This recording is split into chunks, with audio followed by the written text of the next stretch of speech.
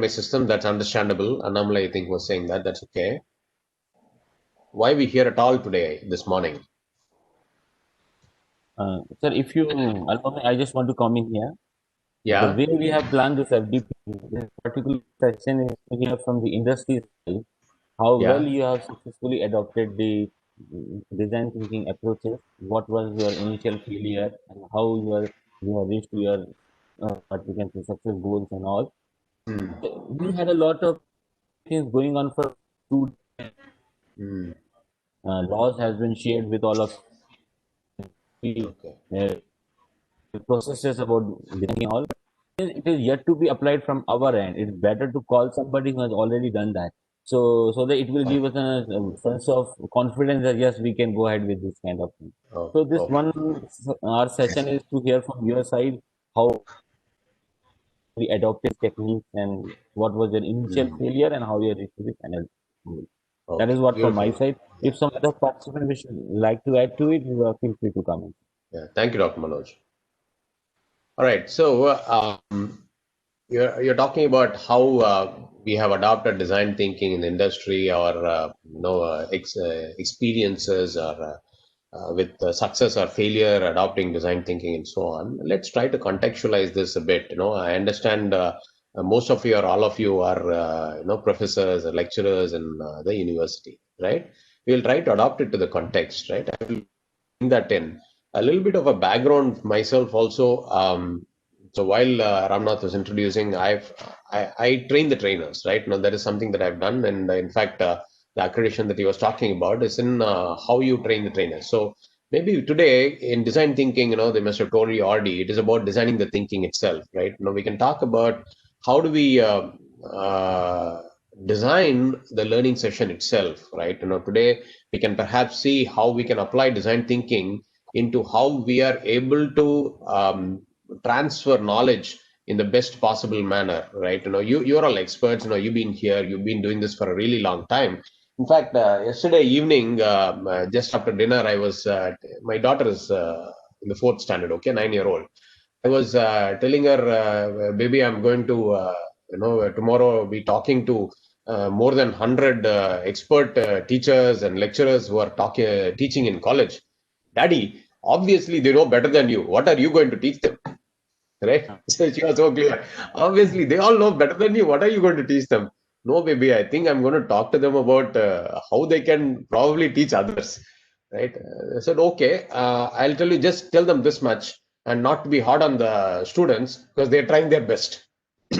Like she was saying, she was putting herself in the shoes, saying that, they're trying their best. Don't be hard on them. Right? The idea is each and every person is doing their best. The learners that we have, the idea is about how do we try to get the learning across, how do we meet the objective with whatever way in which we are going to design our curriculum. We can perhaps talk about not the curriculum, about the session. We will today go around, right, but towards the end of the 1 hour, right, if we can appreciate the different learning styles that are there. There are different people have different kinds of learning styles. We can appreciate that. That's one of the aspects of design thinking. You don't design something without the contextualization. So the context in our case is the learning style of different students that we have, and to see how we can apply the knowledge of different learning styles in our context, which is in the classroom. You may be teaching biology, you may be teaching physics, math, you may be teaching anything at all. I don't know what all you're teaching. I would like to hear from you as to what kind of professors we have. Most of you are doctor and this or that. A little bit, I would like to understand the profile of everyone, and I have a few questions for you as well. We will start with some interactions, and then we'll move on to learning styles, understanding learning styles, and application of the learning styles. And of course, I will give you some of my own experiences of having done this and applied design thinking in classrooms. Yeah. So what are the different kind should be easy, right? What do So, we teach? yeah, I just want to come in being a coordinator. I can start with, and if somebody wants to add to it, see, on our Atal FDP portal, we had done 196 registration for that, and around 120, 130 are regularly joining us. So if we can focus on that, they are dominating towards engineering part, but if you can see within engineering, we have a wide spectrum. Other than that, around 20 to 35% are also from basic sciences, humanities, and we can say we have not left any area untouched in this particular spectrum of the participant. Each and everyone, even you will find some of my friends from biomedical engineering are also here. Some of from humanities are there. Some are from typical core mechanical, electrical, electronic engineering are there. And I could also see some faculty from communication side as well. And I Mm. have also allowed some of our undergraduate, postgraduate, and PhD students also to be part of this particular Excellent. thing. So you can So see you will find each and every what domain which are currently live is here in this audience. it's very nice to hear that we have a diverse set of participants here. In fact, the celebration of teaching is around diversity. When you have more diverse participants, the challenge is that much higher, right? How do you try and appeal to different kinds of people? That's a good thing. And before we start off, and one of the reasons why I really am here and why I'm talking about this subject is because I owe to my teachers, right? I recall one Dr. Isabel Heaton, she's from UK, Cheltenham, and then Dr. Palan. Now, these are the two people who influenced me in the art of teaching itself, right? I mean, you're all teachers. You are doing this as a full-time profession, and you're more committed there. In my own limited experience, these people really transformed my thinking. When you say insights, there are some times when you actually get an insight. Oh, you can do this, right? These are two people who actually gave me the insights, and in fact, they are two people who also certified me later as a trainer or a train the train trainer. I still remember how my session with Isabel Heaton was. This was in I think in about 2020, 1998 or something like that. I still remember after having finished the 3 days of sessions with her, when I was going by bus, I mean, traveling from Bangalore to Hyderabad then. I was sitting in the bus, and actually her words were reverberating in my mind. You have such I don't know. Several of us must have experienced this. Some teachers have profound influence on us, right? Whatever has happened in the session, I was able to recollect everything that was happening. Just close your eyes. That what was happening in the session was actually going through my mind so very vividly, and I could remember so many parts of that lecture so well. And there was a lot of science to it. Actually, she was teaching, how do you apply science into a classroom, right? How do you bring that in? That she was teaching us at that time. She had applied that science also in how and whatever she was teaching. I said, wow, this is wonderful. And it has stuck to me till now. Today, if I'm able to recollect that session, if I close my eyes, I can still remember those 3 days of sessions. It is because of the science that she had. And then I had a week session with Dr. Palan. And again, there, now I'm able to remember what all he was able to do there, right? It is about how we are able to transfer the learning. Now I'm going to pause that for a bit, and we'll come back and reconnect to my experience and see if we can create similar. There is no experience which is the best experience, right? And the idea is about you creating the best experience that you possibly can for your set of students. That is what we are talking about. So we'll try to get there. And before that, I want to ask you a few questions, right? And my first question is, just go back and think about the best teacher that you have experienced, or the most popular teacher. Can you tell me about some of the attributes that you saw in those teachers? What do you like about those teachers that you loved?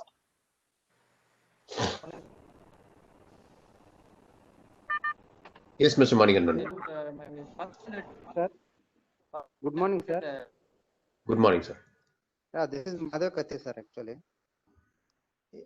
Yeah, I think Mr. Manigandan was trying to talk. Mahadev also. So Manigandan, you go first, and then Mahadev will continue.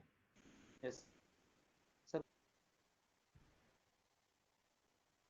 I feel my best teacher is first standard because of I am from an illiterate family.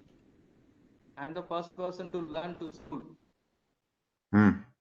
My first standard teacher took us and his table. the last son of the teacher is also studying our class. The teacher is take care for that.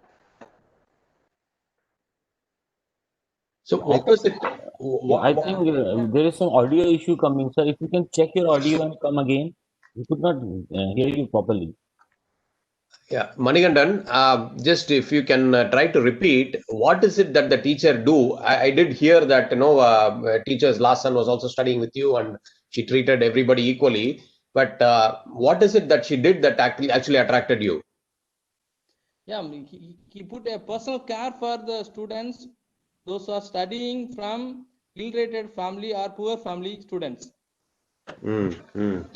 Personal care to everybody. That is the inspiration. That is the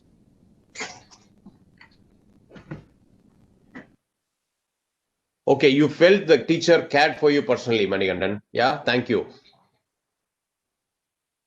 Yeah, thank you. We'll move on to Mahadev. Mahadev, Yeah, sir. Good morning, sir. good morning, Mr. Mahadev. Yeah, sir. Myself Mahadev Kate, lecturer in Department of Mechanical Engineering, Government Polytechnic, Rabkavi Banati, sir, Karnataka. Actually, Yes, sir. I have admired one teacher during my diploma. I was studying in 2004. My teacher name is P.N. Simpi, sir. He is the head of the Department of Mechanical Engineering. I most admired because of his discipline and punctuality. I never felt that he would done something partiality between the students. I never felt. Even he is treating all the students, those who are brilliant and those who are somewhat, they are backbencher students are also he is treating equally, and he is guiding in all the manners students, those who are uh, uh, uh, those who are not following the each and every subjects. He is very good in that manner, and also he was very in time, sir. Every class, when every class he is in time, and disciplines also he is maintaining.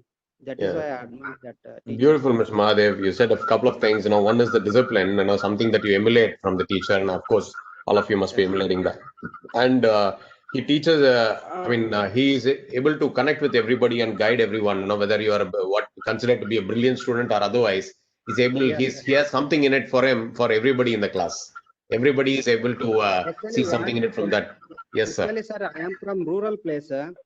Yes, In sir. that class, only the two rural place students are there. Was there. Me and my friend Hanmanta was. All are on the base of PUC, and they are on CBSE basis. But initially, I struggled due to my language community, because I was in Kannada medium. That teacher was guided me in very well, and now I am lecturer. Because of him only I am I am in this position, sir. Oh, we owe to that teacher. Thank you so much. Thank the teacher. Yeah. And Mr. Ashutosh, you are. Um, Yes, sir. Hello. Yes, please go ahead. Yeah, Ashutosh Agrawal, sir. Yes, sir. Yeah. So I remember, even I'm still connected with that faculty. Actually, I went for a small QIP program. It was a 14 days program at ID Delhi, and in IDDC it was under IDDC Professor S.K. Atre was there. And he organized this program over the creativity and innovation, and that is the time, and it is in 2011, and that is the first time I introduced to these new concept and the thing, design thinking even, and it changed a lot of my life. Still, I applaud him, whatever innovations right now I'm doing, and even I'm able to learn IPR and things like that. And his devotion only for a 14 days program, I appreciate that, how much devoted he was. And even at the end of the day, we don't feel tired, but I see the same energy in him even at the end of the day. So I appreciate a lot, and I learned, it changed my life even. For somebody for somebody to be sounding interesting through the day, right? You can try and recall a session. He would not have been lecturing through the day. Yeah, exactly. It was not Yeah. actually, yeah, exactly. It was not lectures actually.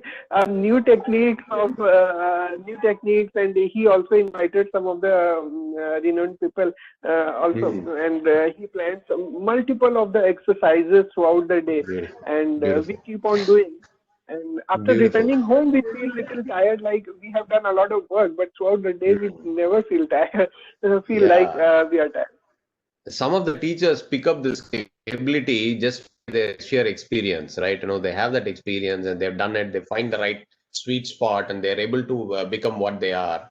And is it possible for us to become that kind of a lecturer or professor ourselves, right? It is possible through science. It is application of science. Sometimes we consciously build something into our, design of our classroom, and sometimes it just happens. If we are able to put the science in, we are accelerating the process and we become good lecturers very soon. We'll come to that design soon. Let me hear Sir, from shall I at least share? one more. Yeah, Sir, please, shall I please. share something? Yes, sir. Who is this? Madam This is Sulekha. Sulekha.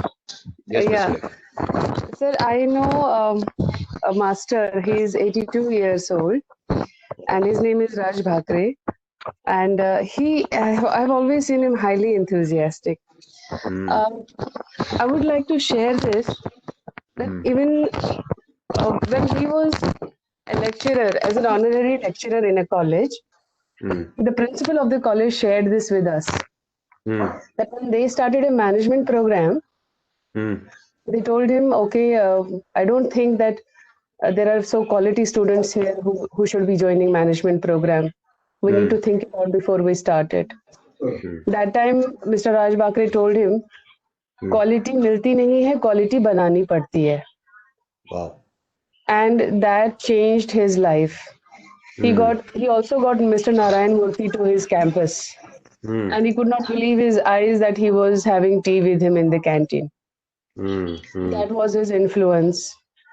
And Yes. just wanted to share this experience that quality milti nahi hai, banani padti hai. Excellent. That one sentence changed his perspective Beautiful. about students.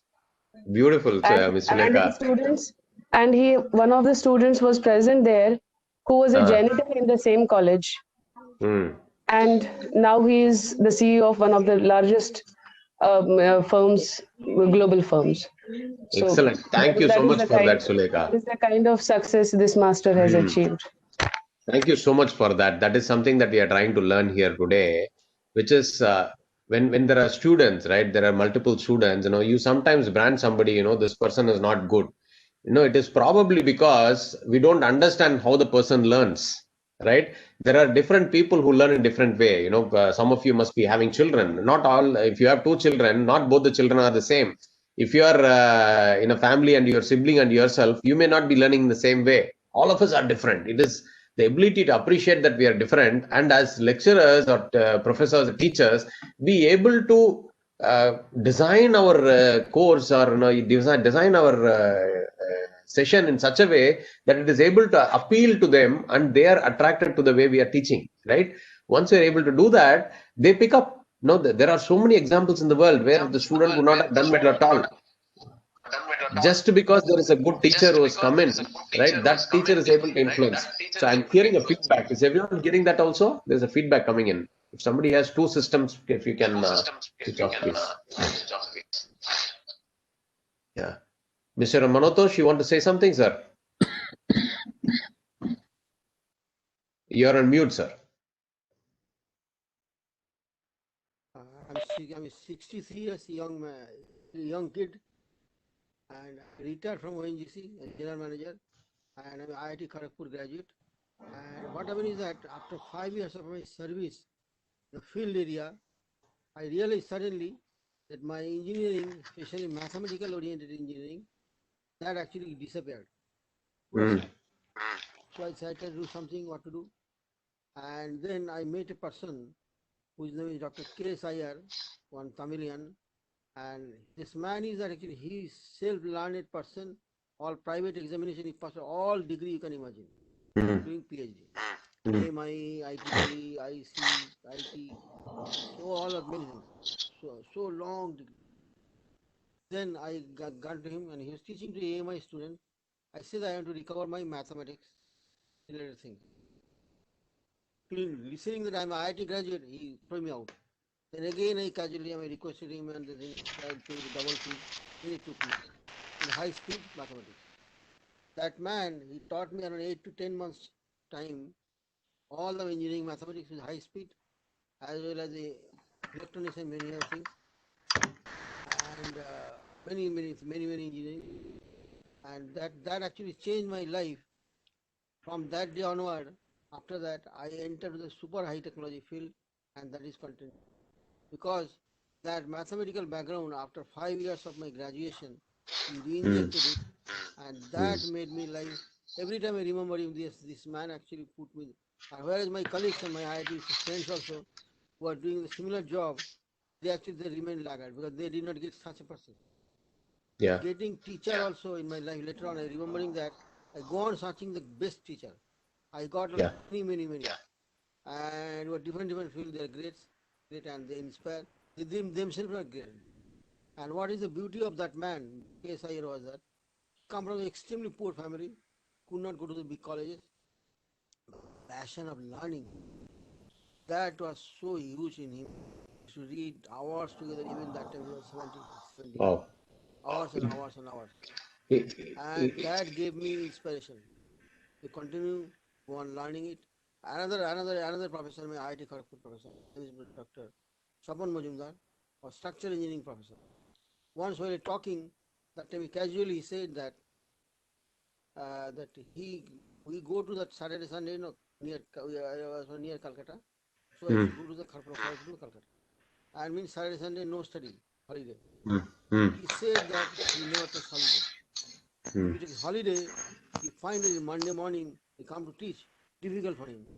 So he read every day, several hours, every day, including the summer vacation. He also studies and write papers. Otherwise, he said that when he dropped not reading for 1 day, 2 days, then it's difficult to start the engine again. So I also for last 37 years doing same thing. Every day I read several hours, if either I record it or not. See this seminar I'm attending. Like the several seminars I'm attending again and again and again. And my quota 4 is over. But I request professor and they allow me. Sir, thank you so much. And sorry, I'm getting my feedback again. Is this better? Okay, right. So, Mr. Manutosh, thank you so much. Good to see youngsters here continuing to learn, right? And to see that you got inspired. There are those teachers who inspire us. Do we want to be that inspiring? We are all teachers, right? Do we want to be an inspiration to a lot of people that we are teaching? Yes, right. There is no doubt about it, right? Does any of us have a doubt that we want to be an inspiration?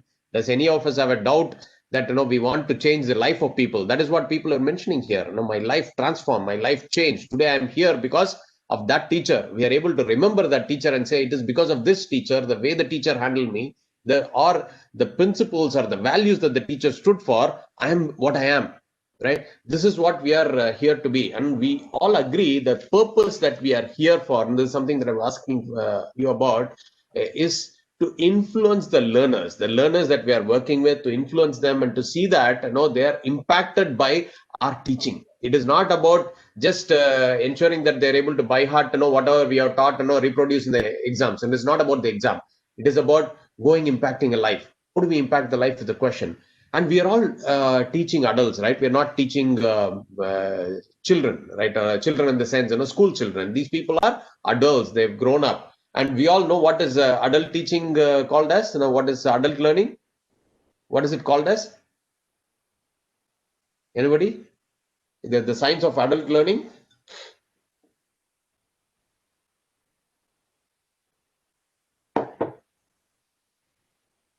It is called as andragogy. You must have heard of this, andragogy, right? Pedagogy and andragogy. Pedagogy is teaching children, and andragogy is teaching adults. And the children are different from adults. It is a Greek word. Pedagogy is child leading, right? And andragogy is man leading, right? In Greek, if you were to typically translate that, the pedagogy as a term has been used from ancient times, till now. But andragogy as a term in the context of adult learning has been used only in the past century, right?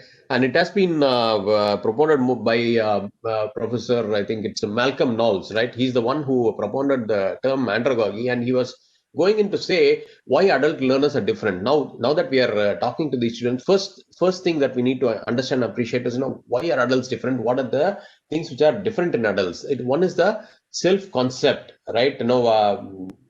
It is from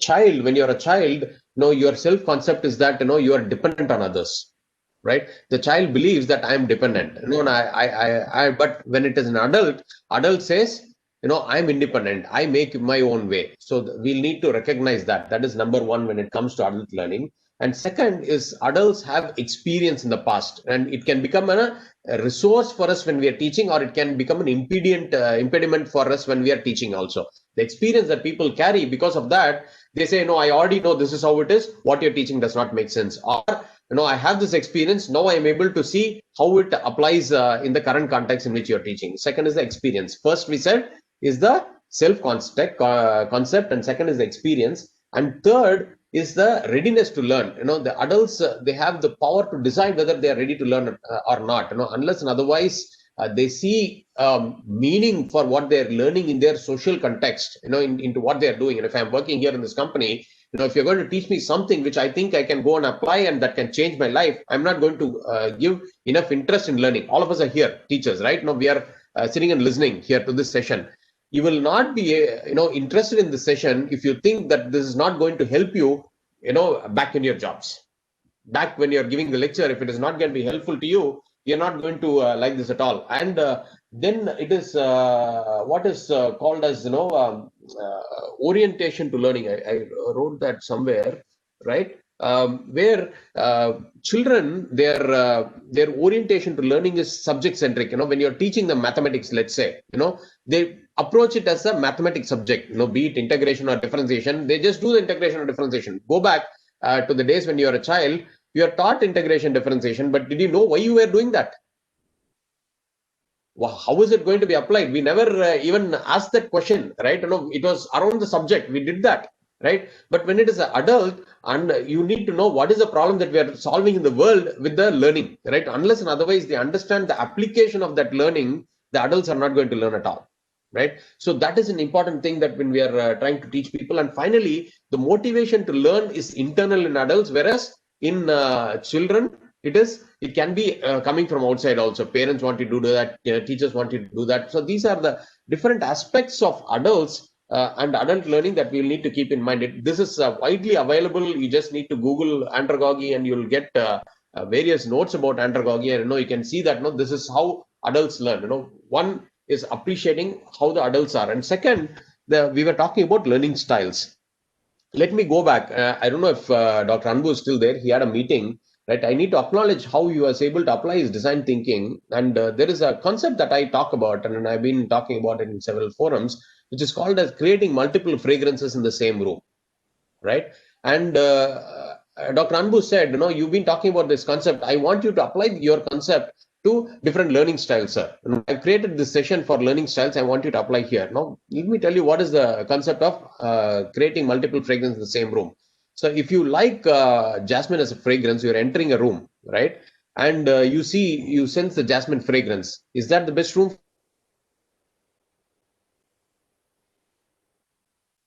You like lavender, get a room, but if you're sensing lavender fragrance, you like that room as well, because that is your fragrance, right? But if both the people who like jasmine and lavender are entering the room at the same time, now what happens? Even if you had the best of fragrance in the world, researched French fragrance, and they're putting it in that room, it is still not your room. That is not your fragrance. You're still not going to be loving it as much. So is it possible? Imagine a scenario where both people are entering the room at the same time. One smells jasmine, the other smells lavender. Then that room is terrific, right? And we were trying to apply it in an organization context. Employees who are joining an organization, there are different kinds of people who are coming in. And can we see that there is a fragrance in the organization for everybody? The culture, the platform that we set the way people engage, the way people like to be communicated with, the way people like to get their goals, the way people like to be reviewed, the way people like to sit and contribute and work, the way people like to have their workstation designed, etc., etc., etc. Right? So, can there be multiple fragrances within the organization that each person can gravitate towards? Can the same room provide multiple fragrances? That is what we are talking about, right? In that context, Dr. Anbu was able to connect the dot from the multiple fragrance to learning, multiple learning styles. People are having multiple learning styles, and can we create one lecture room or classroom where multiple fragrances are there, where it appeals to the multiple learning styles, right? Before we get there, whether it is possible or not, sir, we are in a classroom, there are like 70, 80 students. I am talking to them. How can I teach in multiple ways at the same time?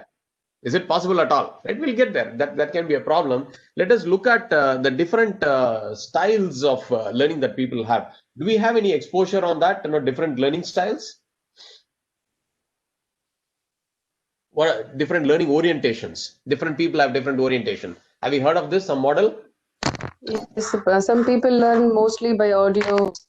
People learn mostly through visuals. Some learn by through both. Yeah. Beautiful, beautiful. So let us go through each of the learning styles first, and then at the end of it, we will see if it is possible for us to mix it up in a beautiful way, in which by which we are able to appeal to the multiple intelligences in the students.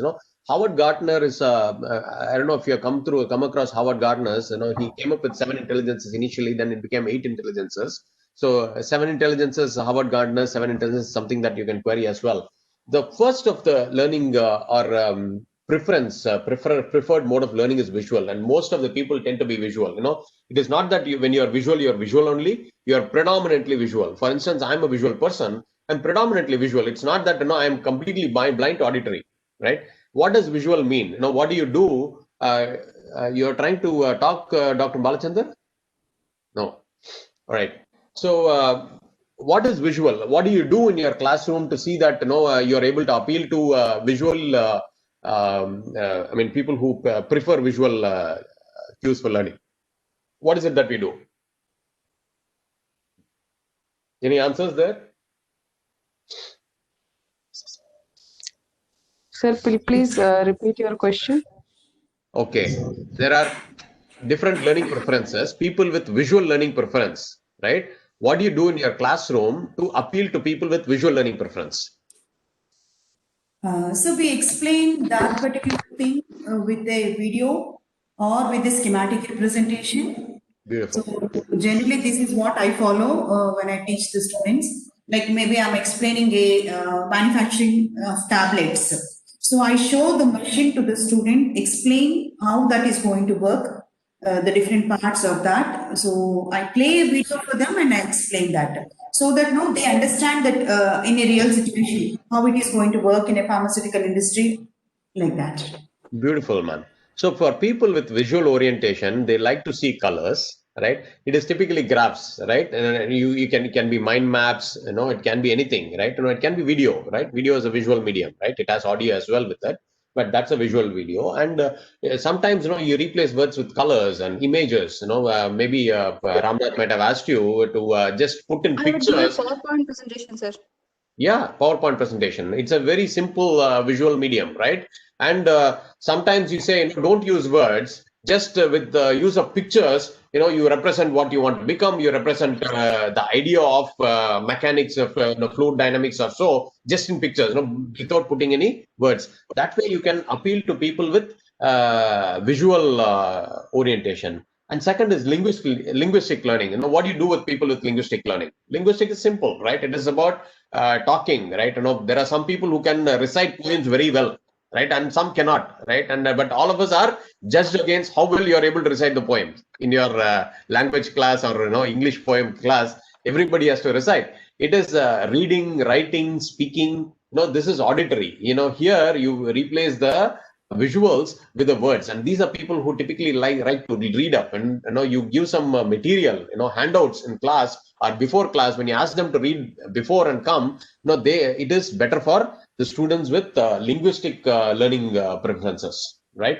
So there will be, and for these students, sometimes you may want to use acronyms, the acronyms for learning, here they must have taught you yesterday, SEPIA and DCAF and all that you learned, right? So these are acronyms, that appeals to people with linguistic preferences. And along with that, they might have given you a slide, which gives a picture of SEPIA or DECAF, and different people grasp to different things, when they're learning. And third is logical learning. People with logical learning preference. What does that mean? What is logical learning?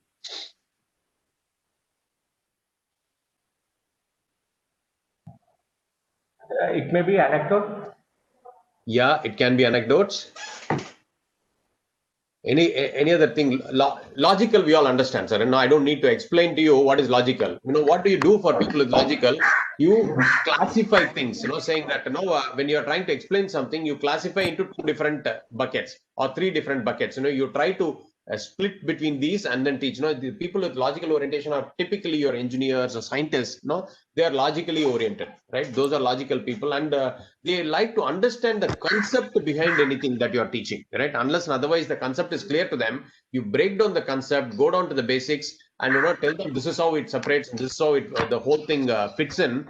That is how they will learn. So the logic, first. Sir, I think research process itself is a logical process. Yeah, absolutely. Research process, it's logic, and that is where science and engineering comes in there. You need to be logical in a research. You're saying, you're putting everything in clear buckets and one flows from other. The conceptual clarity is there. That is logical thinking. There are some people who are predominantly logical thinkers, and then there is something called auditory learning also. People who love to listen. I was talking about Isabel Heaton when I was sitting in the bus. I was able to hear her words, ring in my ears, right? It is because of the way her voice is, the way she speaks, that auditory learning also happens. And sometimes the music, playing music during sessions, etc., it kind of helps. Auditorily oriented people like to listen to music. They like to listen to voice. They like to just listen to you. And they are also, there are people for whom you can ensure there are debates within classroom. There are discussions between the students happening. You would have given case studies. You would have had some debates going on. That is where auditory learners, it is going to be helpful. And going on from there, interpersonal learning. Auditory is one style. Interpersonal learning is where people predominantly learn when they are talking to others, right? I see myself do that. Whether I read a book or not, I need to go and discuss that with somebody. My learning happens when I'm actually discussing something with somebody.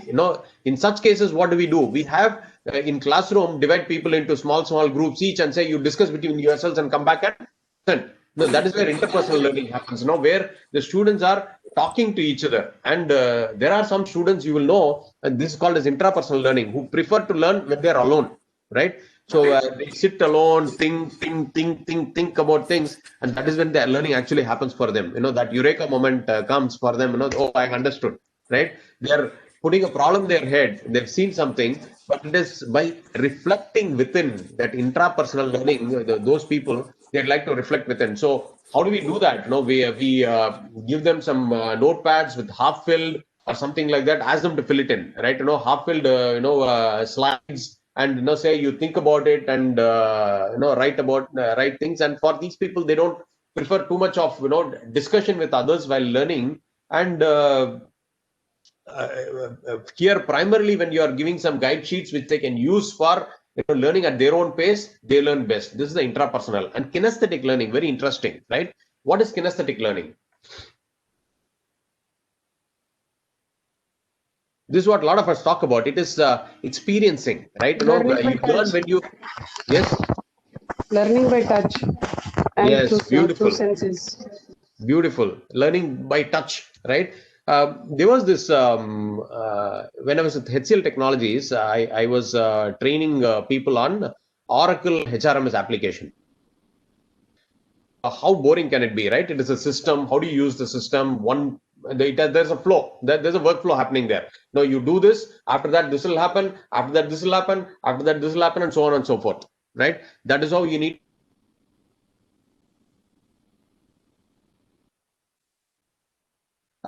How do you teach this? You can go right on the board. You can put flow chart. What do you want to talk about it? computer and show them this is how it moves from here to here, right? But then I said, I saw in my classroom there are some people who are kinesthetic learners as well. So how do I do that for them? What I did, I created separate boards, small boards with each step of the process, right? Gave it to them, right? Now I kept them in. I said, you form a line physically in the classroom, took away all the chairs, you form a line in the same sequence in which the whole process has to be carried out. There are like 20 steps in the whole thing. So they are going and talking to each other, seeing, feeling, right? You're touching each other. And then what you see, there is a spatial thing where, the entire process is laid out in the room. All the students are standing in and it is laid out. You are part of the process. Those students will not forget that in the process, I was this. I was creation of password, right? That is something that you are not going to forget. Finally, this is the one which got added last to Howard Gardner's multiple intelligence. Yes, sir. It's like a laboratory session comes into this category. Sorry, sir. Laboratory session, sir. Yeah, absolutely. Kinesthetic. Excellent. And rather than theory, what you're doing, you're pouring in this. None of us will forget the titrations that we have done, right? Can you forget it? There are some who forget, but for some it stays so very vividly in the mind.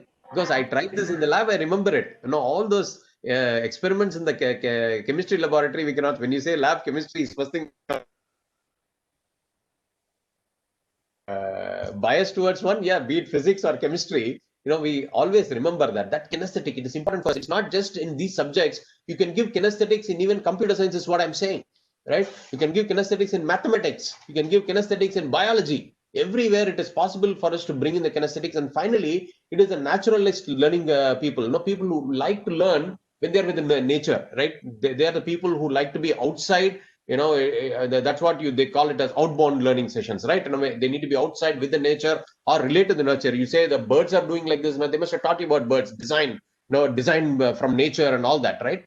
How are you able to link what is happening outside in the nature to whatever you are learning, right? Now, let us try to link the multiple intelligences that we learned to the adult learning concept, right? We looked at adult learning, andragogy, and we also looked at the multiple learnings. Is it possible for us to deploy the multiple intelligences in one session? Yes, it is possible. People ask me a doubt, Vijay, how do I, see that multiple things are there? It is possible for us to, if you are having a 45-minute session, in that session, can we see that we have given a handout one in advance that will appeal to a auditory person or not auditory for a linguistic, person, right? And then in the classroom, have some visuals and have some interactions going also in the classroom, and perhaps play some music there. Today classrooms are all modern, and if we can, out of 8 intelligence, if you can at least bring in 4 or 5 intelligences consciously into your classroom every time, right? You will be appealing to different students. And for them, how does learning happen? It is an anchor, right? Learning is an anchor. For me to recollect what happened in a particular session, I think about what happened in that session. For some people, they'll be able to remember the imagery. Some people able to remember the words that were spoken. Some people able to remember the interaction that they had with their other, students, other friends. And some are able to remember the notes that they went through, right? That becomes an anchor, and that anchor leads to other teaching that happened around that. How does the brain remember? There is an anchoring point in the brain, a stimuli. For that person, a stimuli. Any learning that is delivered with a high stimuli tends to stick on. And imagine a time when a teacher asks you to hold out your palm, and you're hit with a scale, and you're told that this is what is the second law of motion, Newton's law of motion, right? And will you remember that? I got beaten. And I got beaten. Always. This was told to me. Always. Yeah, the stick sometimes works, right? The stimuli that was delivered, along with that, one, you remember the stimuli. The mind remembers that stimuli very well, right? When the stimuli is strong, you try to remember anything around that stimuli. And think about it, right? All of you will remember what you were doing when you heard of news where that, sorry to bring this up, Rajiv Gandhi was assassinated. Do you remember where you were? Yes. You will remember. Your brain will remember. Because that stimuli was so very high. So in a classroom, when you're delivering things with good stimuli, you tend to remember what was taught around that time. What you were doing at the time when Rajiv Gandhi was assassinated is not relevant at all, right? But your brain remembers. It is about how well we are able to deliver the stimuli for people with all the 8 intelligences. So in your classroom, if you're able to, those good teachers that we are talking about, they are the teachers who either by science or by found out that these are different stimuli that I need to work on, and they were able to deliver different stimuli. And that somebody was talking about for even bright students and not so bright students, this teacher was good. That is because the teacher would have understood this student wanted auditory, this student wanted kinesthetic, and be able to go and connect with those students in that particular way. The classroom would have seen that there are those multiple things going into the classroom, and that is when the classroom actually becomes very, very interesting, right? Now let's we are learning design thinking, right? Let's come and try to, first we said andragogy. Second, we said there are multiple intelligences, multiple learning styles, and saw that we can actually apply multiple intelligences in our classroom, and it can go into designing our session design. And now let's link it to design thinking that we are learning. Now, how does it link to design thinking? Now, anybody can tell me. You've been learning design thinking till now, right? So let's try to link to some of the concepts of design thinking. Let me go into laws of design thinking. Where the laws start, Ramnath? Yes. 3 laws of design thinking. Okay, let's try to connect 3 laws of design thinking to lectures that we are handling.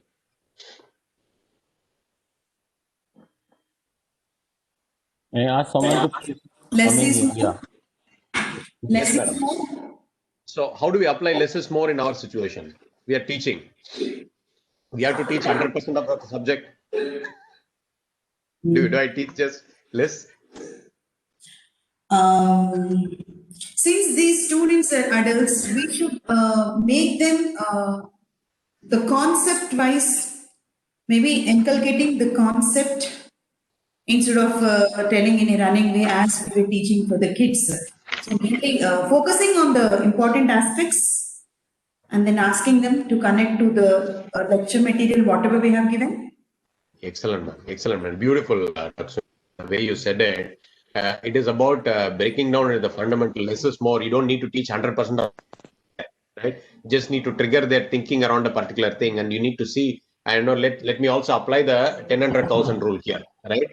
Just take the 1,000 gram items and see that we are focusing and putting more energy, or rather, the stimuli is applied on the 1,000 gram items in the classroom, right?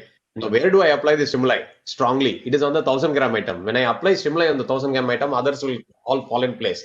So I apply the stimuli there. And 2, I don't need to spend the entire time in going through the whole thing, right? I just need to ensure that I teach those important concepts, and that's where that L0, L1 also comes in, where we are able to. We also said adults like to understand the concepts, where we are breaking down and go into the different blocks, building blocks of our session, and say these are different blocks, and go into the fundamentals of each block and ensure that our adult learners are understanding the fundamentals of each block and are able to discover the rest of the learning by themselves, right? Go into the fundamentals. That's important. First is something where we need to understand the concepts ourselves, right? Once we have understood the concepts ourselves, we break it down, write it down in a L0, L1, and L2 framework. It is easy to put it in a framework and say that's framework thinking, right? Each and every fundamental concept around what we are teaching can be put down together and then put in here. And then finally, we said, last 2% is 200%. What can be the last 2% in our situation?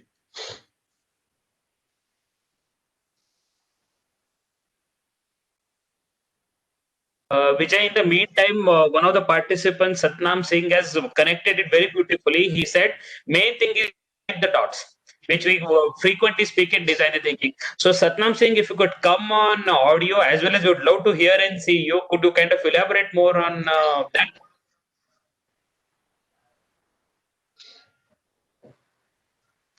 Satnam Singh, sir? Yeah. While he's coming, good, beautiful, connecting the dots, we'll get there. Right, that last 2%, I want to see, what is the last 2% in our situation? What can be the last 2% in learning? And we know about andragogy also. Let me give the answer also in the interest of time. It is application. The last 2% can be application, right, of the learning that we have had. And adults prefer to learn when they understand how it is applied in real world, right? I did not know the importance of some of the chemical formulae until I went to I did my project. When I was doing my MBA, I was doing my summer project with Manali Petrochemicals Limited. They were creating some chemicals. Then I understood it is these chemicals that go into creating foams, right? The beds. Then I saw, okay, all this goes in and the foam is made, right? So the practical application of what you're doing, when you're seeing that, this is made into a product and it goes out, the application of whatever you have learned.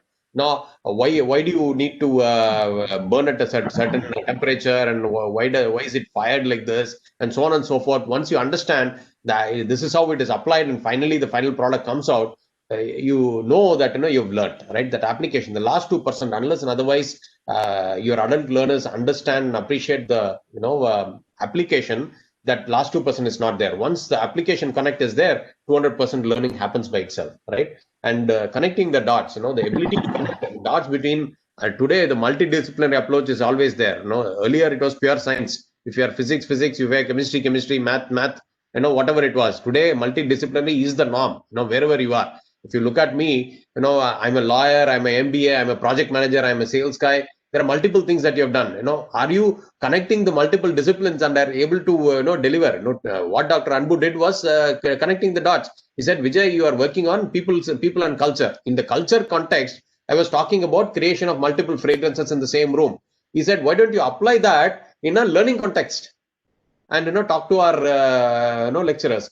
So that connecting the dot he was able to do. It was a very simple thing, right? But because he's continuously thinking design, he was able to say, Vijay will be able to handle the session. Where Vijay does more session around creating multiple fragrances in a cultural context today than in a learning context. This is perhaps the first time that I'm talking in a learning context, but I was able to quickly come in here because of the dots connected. Because there is some strength which I have, to which I can connect the current learning. All I needed to do is do a little bit of reading, right? And then you are able to do this session. Yeah. Thank you so much. I think, I will leave you with one more thought, right? The theory of forgetting, Ebbinghaus theory of forgetting. How many of us have heard of this Ebbinghaus theory of forgetting? All of us know if we forget things and yes, sir. Dr. Balachandar. Yes, sir. You want to talk about it? What is Ebbinghaus theory of forgetting, sir?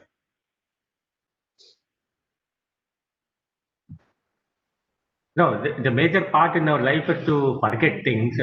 If not, relearning will be not possible. First thing, re-equipping will not be possible, right? Yeah. And secondly, if we start remembering everything and to be more frank in the technological way, it will be full of junk into us.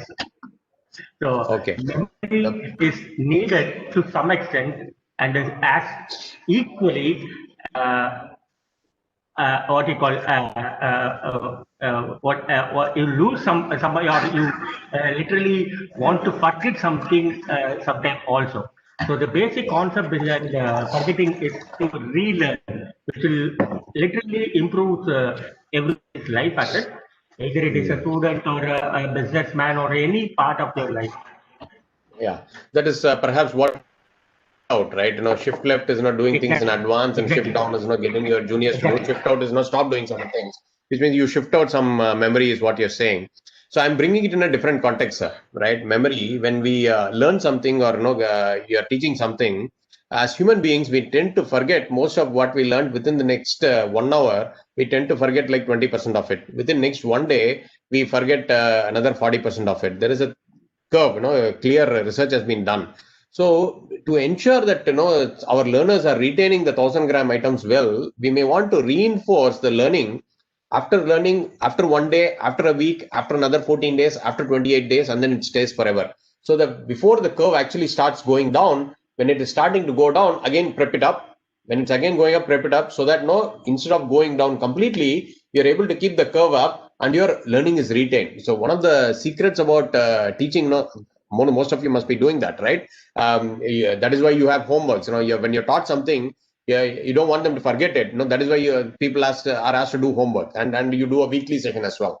So that can be consciously designed into our sessions in such a way that I've taught this today, right? And I know that this is how the curve works. and within 24 hours he tends to forget most of these things. Now let me pep it up a little bit in the 24 hours, which means most of the trainers also do that. When you have learned something, try to connect to some of the concepts that you have learned yesterday. You learned SEPIA, decaf. Today in the session today, I mentioned SEPIA and decaf. Again, the stimuli has gone in there, and that part of is woken up. The neurons, they are all connection. What is our memory? They are connections between different neurons that we have, right? That connection is again activated. Putting it simply, it is a revision. Yes, sir.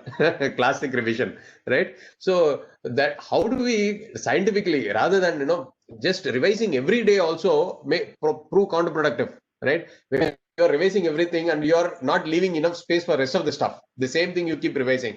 So I do one today, then in 1 hour I do a recap of what was learned, and then finally in 24 hours I do, in 7 days I do again, take it to 28 days from there. Then the retention is going to be higher. The idea is about stickiness. Intensifying the learner retention happens through multiple ways. Now, after people have finished studying, you can have them, do their homework in different way. For some people, it can be mind map. For some people, it can be a written down essay. For some people, it can be coming and giving a speech about what you learned in the class, right? Present what you just studied. Or for some people, make a project work. Some people, so can we leave it to our classroom to say, you come and present the learning in whichever way that you prefer, right? You will be loved for the way that you would actually do that. So my only final humble request is to see if we can apply the learning of multiple intelligences in the classroom setting, right? You are in a beautiful position to influence India of tomorrow. You are they're transforming the lives of hundreds and thousands of students on a regular basis. So it gives me a great honor to be talking to you. If it can change the quality of lectures of even a handful of you, 1 or 2 of you, I'll be very, very happy. And you are in turn going to be impacting hundreds of other students. Thank you so much for the opportunity. I really loved talking to you. If there's any questions that you may have on this subject, Ramnath will pass it on to me. I will be happy to respond at a later point, sir. I have a hard stop. 10:45, I have another meeting. Yes, Dr. Balachandra. Thank you for your nice lecture, sir. I have one question Yes, regarding the flipped classroom model. Sorry, a flipped classroom model. Yeah, the student will be allowed to read something and come back to the class again to discuss. So all these concepts will be embedded into that concept, which is more stronger than the regular or a traditional classroom model. I think we can throw light on that so that it will be useful for most of the faculty over here who are young as well. Yes, sir. With that model, sir, it appeals to linguistic people, right? When you have that model, when you are asked people to lead through and come, it appeals to linguistic as well. So sometimes we are dominating our lectures either with auditory or visual or kinesthetic sometimes, depending upon what we are teaching. So even if you are having a lab session, how do I appeal to somebody with a auditory sense in a lab session, right? Where it is right? Can I see that there is a linguistic even in the lab sessions, right? It is about designing our sessions consciously, keeping the multiple intelligences. So initially it might be difficult. Most of the time, what we do, we are going to repeat. For every year, this year and next year, we repeat the same thing. While designing the course or designing the particular lecture session itself, can we consciously say, this is what I'm doing for auditory students, this is what I'm doing for these students, and so on. Our classroom starts well before our classroom starts, and our classroom ends well after our classroom ends. With what assignments they get to do after, or what they do as a preparatory work. It is an extended concept. It is not just what we do in that 1 hour. It is what happens before and after, and the way we appeal to different people, the different stimuli. For one person, the stimuli can come well before the class starts. Another person, the stimuli can come, that aha moment will come after the classroom is well over, and when that person is sitting and making the mind map, and he says, now I understand. That's also possible. So true, sir. So I think I have. I think Ramnath will take over that, but if we still have time, we can take a moment. Yes, we have time, sir. 10:45 is my next meeting, sir. Another 5 minutes, I'll be happy to take questions. Oh, sir. Okay. So if somebody wants one final query, if you have, please come in and be very specific here. Yeah, as we please. have discussed, there are different types of students. Is there any test available so that we can quickly judge that student fits in which category? Because now see, we get a term which is of 12 weeks only, and Yeah. every time I get a new class to teach. So in that, if I go on just to identify which kind of student it is, it will take like first 4 to 5 weeks into it. So is there any kind of test or something available with which we can identify? Good question, ma'am. There are tests available. There are freeware tests also available. I'll try to take a link of some of the tests and share it with Ramnath so that he can in turn share with you. It is available. Tests are available to identify the learning styles, learning style inventory. There are multiple tests available in the world on understanding what people do. They just take 5-10 minutes to apply. Okay, thank you, sir. Thank you, ma'am. Thanks for asking that question. So I think, thank you, sir. I think you have meeting lined up, so we will not bother you much. I will request Ramnath sir to be here for next 5-10 minutes so that we can keep on taking queries in the chat box. So that we I can share with you, sir. I can take maybe another 1 or 2 questions, sir. I have Okay, some more okay, time. yeah, no Over to issues. you. No. Yeah. So please Yeah. go ahead if you wish. Someone, yeah, we'll take last 2 queries. Please go ahead. Anyone, you feel free to come in. Sir, it's not free. I have experience with for the in classroom teaching. Yeah, sir, please go ahead. Sir, nearly 15 years back, I am entering to that teaching from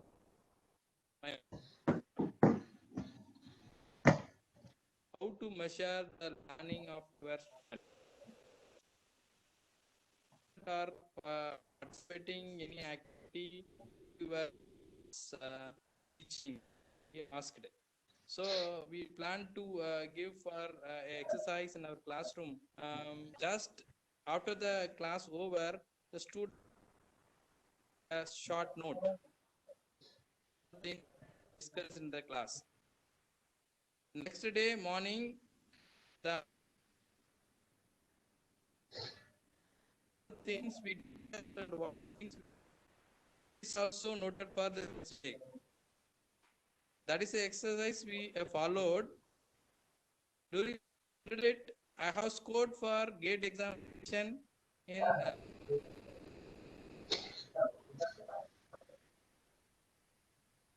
Thank you, sir. Do we have one more person to come in? One last person?